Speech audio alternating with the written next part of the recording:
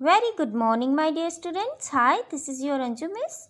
Students, in our previous lecture, we have discussed about the Himalayan mountains. Today, we are going to discuss about the second physiographic division of India, that is the Northern Plains. Students, Northern Plains को Indo-Gangetic plane भी कहा जाता है. ऐसा क्यों कहा जाता है? क्योंकि इन प्लेन्स की जो फॉर्मेशन है वह 3 मेजर रिवर सिस्टम और उनके ट्रिब्यूटरी से हुई है. एंड वह 3 रिवर्स हैं, the Indus river, the Ganga river and the Brahmaputra river. Students, आप इस मैप में देख सकते हैं, ये हमारे नॉर्दर्न प्लेन्स हैं यहाँ पर. ओके, और ये देख सकते हो आप, यहाँ से हिमालय से रिवर्स आ रही हैं, इंडस रिवर, ये गंगा रिवर एंड ये ब्रह्मपुत्र रिवर, और इनकी ट्रिब्यूटरीज आ रही हैं. अब इनकी हेल्प से कैसे ये नॉर्दर्न प्लेन्स फॉर्म हुए, इनके बारे में मैं आपको डिटेल में बताती हूँ. तो स्टूडेंट्स, हुआ ये कि ये पहले ही यहाँ पर प्लेन्स नहीं थे, ये पहले एक खाई थी, बहुत बड़ी खाई थी.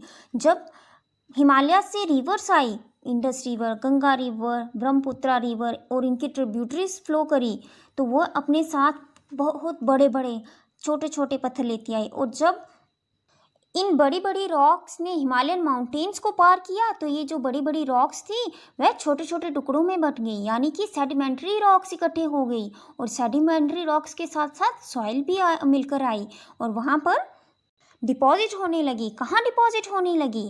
Foot hills of Himalayas. Himalayas के फुट हिल्स में ये जो सेडिमेंट्री रॉक्स आई और सॉइल आई रिवर्स के थ्रू, वो डिपॉजिट होती गई. और कई मिलियन ईयर्स तक ये ऐसा प्रोसेस चलता गया. ऐसा नहीं है कि ये 1-2 साल में नॉर्दर्न प्लेन्स बन गए.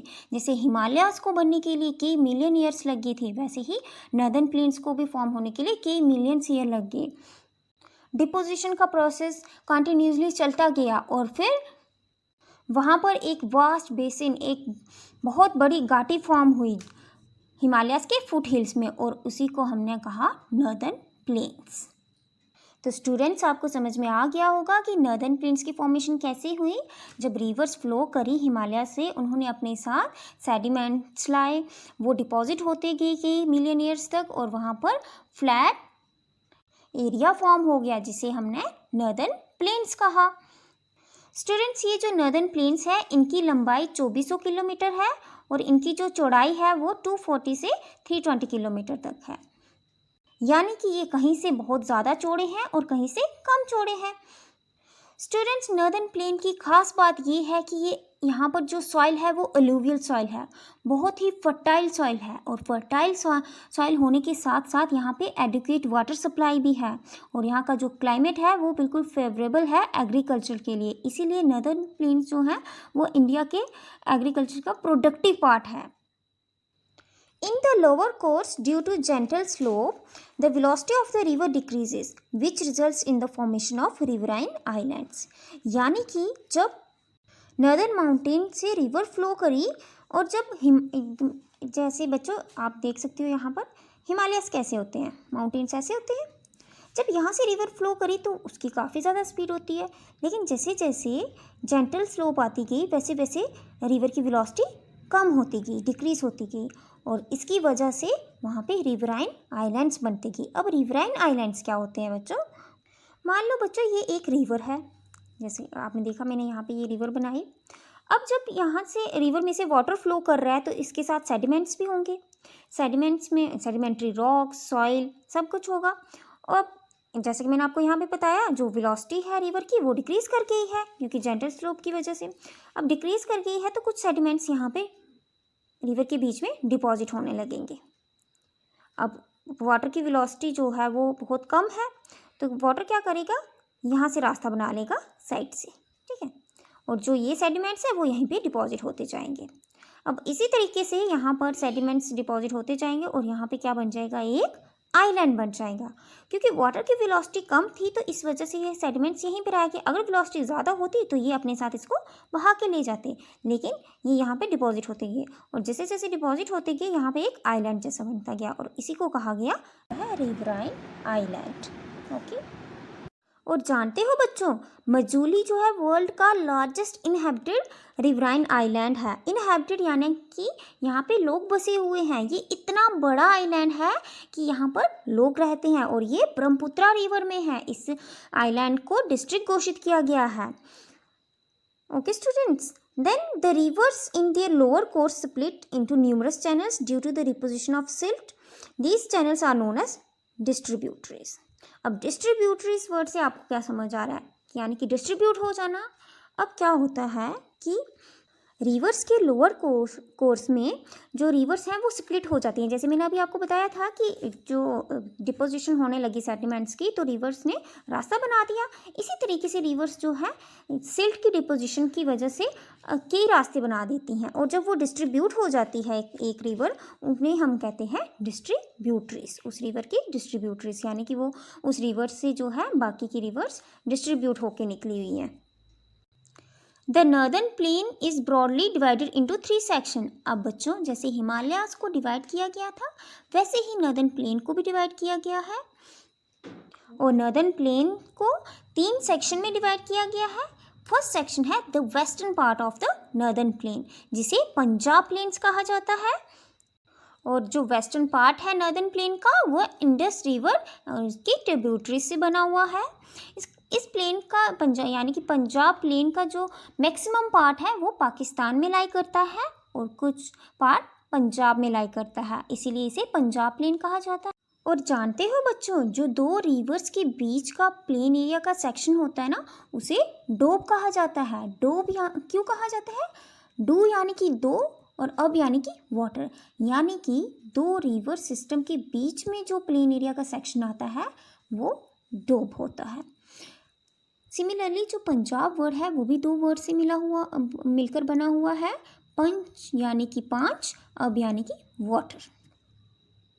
बच्चों, जैसे कि आप इस मैप में देख सकते हैं, यहाँ पर पंजाब है, यहाँ पर पंजाब है, और यहाँ पर इंडस रिवर की 5 ट्रिब्यूटरीज बह रही हैं, झेलम, चिनाब, रवि, सतलुज एंड ब्यास।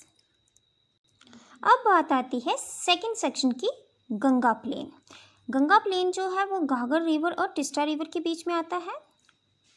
और ये जो प्लेन है ये नॉर्थ इंडिया की स्टेट्स हरियाणा, दिल्ली, उत्तर प्रदेश, बिहार और पार्शली झारखंड पे फैला हुआ है, and West Bengal to its east. तो बच्चों, जैसे कि आप इस मैप में देख सकते हैं, नॉर्दर्न प्लेन का ये जो वेस्टर्न पार्ट है इसे पंजाब प्लेन कहा गया है, और ये जो सेंट्रल पार्ट है यानी कि जो घाघर रिवर और टिस्टा रिवर के बीच में का पार्ट है उसे गंगा प्लेन कहा जाता है, और जो यहाँ का पार्ट है इसे ब्रह्मपुत्रा प्लेन कहा जाता है। यानी कि अगर हम नॉर्दर्न प्लेन के ईस्टर्न मोस्ट एरिया की तरफ देखें तो ये ब्रह्मपुत्रा प्लेन है, और ब्रह्मपुत्रा प्लेन का मेजर पार्ट जो है वो असम में सिचुएटेड है। ओके स्टूडेंट्स, अब आपको लग रहा होगा कि हमने नॉर्दर्न प्लेन्स के तीनों सेक्शंस के बारे में जान लिया है, तो नॉर्दर्न प्लेन्स का टॉपिक ख़त्म हो गया है। लेकिन ऐसा बिल्कुल भी नहीं है, क्योंकि स्टूडेंट्स नॉर्दर्न प्लेन से रिलेटेड सबसे इम्पॉर्टेंट बात तो अब तक हमने जानी ही नहीं है। स्टूडेंट्स, जनरली हम नॉर्दर्न प्लेन्स को as a flat land describe करते हैं जिसमें कोई वेरिएशंस नहीं है, लेकिन ऐसा बिल्कुल भी नहीं है। नॉर्दर्न प्लेन्स में भी बहुत सारी वेरिएशंस हैं, और इन सारी वेरिएशंस के अकॉर्डिंग नॉर्दर्न प्लेन्स को फर्दर डिवाइड किया गया है 4 रीजन्स में: भाबर, तराई, भांगर एंड खादर। तो सबसे पहले बच्चों, भाबर रीजन कौन सा होता है? भाबर रीजन जो है एक नैरो बेल्ट होती है पेबल्स की, यानी कि जब रिवर्स जो है माउंटेन से फ्लो करती हुई आती हैं वो अपने साथ बहुत सारे पेबल्स लाती हैं, और जब वो नीचे पहुंचती हैं एक फ्लैट एरिया पे पहुंचती है तो वो उन पेबल्स को वहाँ पे डिपॉजिट करना स्टार्ट हो जाती हैं, और वो जो नैरो बेल्ट बनती है ना पेबल्स की, उसी को भाबर कहा जाता है, भाबर बेल्ट। भाबर बेल्ट की जो चौड़ाई है वो 8 to 16 किलोमीटर है, और ये शिवालिक माउंटेन की स्लोप्स के पैरेलल पाई जाती है। जैसे अगर हम इस मैप में देखें तो ये शिवालिक रेंज है, इसकी स्लोप्स के पैरेलल भाबर बेल्ट पाई जाती है, यानी कि यहाँ पर भाबर बेल्ट पाई जाती है 8 to 16 किलोमीटर जिसकी विड्थ है। ओके स्टूडेंट्स, और साथ ही साथ जो रिवर्स और स्ट्रीम्स होती हैं वो बाबर बेल्ट में आके डिसअपेयर हो जाती हैं, यानी कि दिखना बंद हो जाती हैं। क्यों दिखना बंद हो जाती है? क्योंकि बहुत ज़्यादा कंकड़ डिपॉजिट हो चुके होते हैं, बहुत ज़्यादा पेबल्स, रॉक्स छोटी छोटी डिपॉजिट हो चुकी होती हैं। तो जो स्ट्रीम और रिवर आ रही होती है वो क्या करती है, जो पेबल्स के बीच में स्पेस होती है ना, वहाँ से बहना शुरू हो जाती है। और बाबर बेल्ट के साउथ में स्ट्रीम्स और रिवर्स रीमर्ज होती हैं और क्रिएट करती हैं wet, swampy and marshy region, जिसे टराई रीजन कहा जाता है। और जो टराई रीजन है वो घने जंगलों से घिरा हुआ होता है और बहुत सारे जंगली जानवर पाए जाते हैं टराई रीजन में। लेकिन बच्चों, यहाँ पे एक बात का ध्यान रखना है कि ये जो टराई रीजन है वह थिकली फॉरेस्टेड और full of wildlife region था, अभी नहीं है। क्या हुआ कि जब पार्टीशन हुआ पाकिस्तान का और इंडिया का, तो जो पाकिस्तान से कुछ लोग थे वो माइग्रेट हुए। अब उन्हें सेटल होना था कहीं, तो उसके लिए ज़मीन चाहिए। तो उन्होंने क्या किया, इन डेंस फॉरेस्ट्स को क्लियर करना स्टार्ट कर दिया और वहाँ पर अपना घर बसाना स्टार्ट कर दिया और फिर वहीं पर एग्रीकल्चर भी स्टार्ट किया। और इसीलिए जो टराई रीजन है फिर एग्रीकल्चरल लैंड बन गया। और जो दुधवा नेशनल पार्क है वो इसी रीजन में पाया जाता है। और अगर हम मैप में देखें, यहाँ पर यानी कि शिवालिक रेंज की स्लोप में बाबर बेल्ट पाई जाती है और उसके साउथ में टराई रीजन पाया जाता है। अब जो नॉर्दर्न प्लेन है उनका बहुत सारा पार्ट जो है वो ओल्डर एल्यूवियल सॉइल से भरा पड़ा है, यानी कि वहाँ पे ओल्डर एल्यूवियल सॉइल पाई जाती है। ओल्डर क्यों? क्योंकि वहाँ पर सालों से वहाँ पे जो है रिवर्स के साथ बह के मिट्टी आई हुई है, सेडिमेंट्स आए हुए हैं, वो सेटल डाउन हुए हैं, तो वो वहाँ पे ओल्डर एल्यूवियम सॉइल पाई जाती है। और ये जो रीजन है वो फ्लड प्लेन्स होते हैं जो रिवर के, उनसे अबव पाए जाते हैं। फ्लड प्लेन्स के रीजन यानी कि देखो, अब जैसे अगर कोई रिवर बह रही है, जब पानी ज़्यादा हो जाता है, बारिशों के कारण पानी ज़्यादा होता है, तो रिवर थोड़ी और ज़्यादा चौड़ी हो जाती है, मानो यहाँ बहने लगती है। अब यहाँ तक तो वो जाती है, जब बारिश होगी यहाँ तक जाती है, लेकिन यहाँ तक नहीं जाएगी। जो ये वाला एरिया है ना वो टेरिस लाइक, यानी कि थोड़ा ऊंचा है, रिवर से थोड़ा ऊंचा वाला एरिया है ना, वो रीजन जो है वो होता है बांगर रीजन। यहाँ पर जो सॉइल है वो ओल्डर एल्यूवियम सॉइल है। और जो फ्लड प्लेन्स का रीजन है, यानी कि रिवर ऐसे फॉलो करती है और जब पानी बढ़ता है तो थोड़ा यहाँ तक जाती है, वहाँ पर जो सॉइल है वो बिल्कुल न्यू एल्यूवियम सॉइल है। न्यू क्यों? क्योंकि जितनी बार बाढ़ आती है पानी अपने साथ मिट्टी लाता है और वो यहाँ पर डिपॉजिट होने लगती है। और जब फिर दोबारा से बारिश होगी तो पानी फिर से आएगा और पानी जो है पहले वाली मिट्टी को बहा ले जाएगा और जो न्यू मिट्टी लाई होगी उसे सेटल डाउन कर देगा। इससे जो है वहाँ का जो सॉइल है वो न्यू रहती है, न्यू एल्यूवियम सॉइल है। उस रीजन को हम कहते हैं खादर रीजन। भांगर रीजन कौन सा हो गया? जहाँ की सॉइल ओल्डर है, यानी कि फ्लड प्लेन्स हैं जो रिवर के, उनसे ऊपर का जो रीजन है वो आ गया भांगर रीजन। और जो फ्लड प्लेन्स का रीजन है, रिवर्स के फ्लड प्लेन्स का रीजन है, वो आ गया खादर रीजन, जिसकी सॉइल जो है न्यू रहती है, न्यू एल्यूवियम सॉइल रहती है। और जो भांगर रीजन की सॉइल होती है उसमें कैल्शियस डिपॉजिट रहते हैं। कैल्शियस यानी कि कंकड़ रहते हैं, यानी कि मिट्टी के छोटे छोटे पत्थर जो ईजिली टूट जाए, यानी कच्ची मिट्टी से बने हुए पत्थर। और जैसे कि मैंने आपको बताया, जो यंगर डिपॉजिट है फ्लड प्लेन्स का वो खादर होता है, उसे हम खादर कहते हैं। और ये ऑलमोस्ट एवरी ईयर रिन्यू होता है, एवरी ईयर या जब भी बारिश होएगी वो रिन्यू हो जाता है। और यहाँ की जो सॉइल है वो बहुत ज़्यादा फर्टाइल होती है और इंटेंसिव एग्रीकल्चर के लिए बहुत ही अच्छी रहती है। तो स्टूडेंट्स, इसी के साथ हमारा सेकंड फिजियोग्राफिक डिवीज़न इंडिया का ख़त्म होता है, द नॉर्दर्न प्लेन्स। हमने जाना कि किस तरह से नॉर्दर्न प्लेन्स जो हैं 3 major rivers, the Indus, Ganga and Brahmaputra river से बने हुए हैं और इनके ट्रिब्यूटरी से बने हुए हैं। फिर हमने जाना कि किस तरह से नॉर्दर्न प्लेन्स को 3 सेक्शंस में डिवाइड किया गया है, Punjab plains, Ganga plain and Brahmaputra plane.